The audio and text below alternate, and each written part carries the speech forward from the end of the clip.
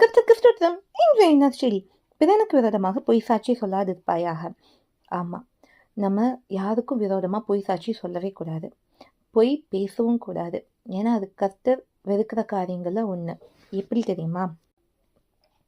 நீதிமொழிகள் 6வது அதிகாரம் நீங்கள் பார்த்தீங்கன்னா 6 காரியங்களே கர்த்தர் வெறுக்கிறார், 7 அவருக்கு அருவருப்பானதுன்னு இருக்கு. அதில் ஒன்று என்ன தெரியுமா? பொய்னாகு. இன்னொன்று அபத்தம் பேசும் பொய் சாட்சி. பொய்யும் சொல்லக்கூடாது, மற்றவங்களுக்கு விதமாக பொய் சாட்சியும் சொல்லக்கூடாது. இது 2 கர்த்தர் வெறுக்கிற காரியம். ஆனால் சர்வசாதாரணமாக நிறைய பொய் பேசுவோம் இல்லையா? நம்ம இன்னைக்கு கர்த்தர்கிட்ட கேட்போம், தாவீதை போல, கர்த்தரின் வாய்க்கு காவல் வைங்கப்பா. நீ விரும்பாத எந்த வார்த்தையும் நான் பேசாதவளுக்கு எனக்கு காத்துக்கொள்ளுங்க.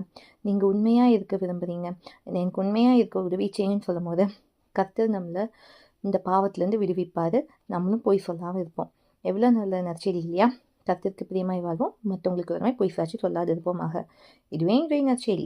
மட்டும்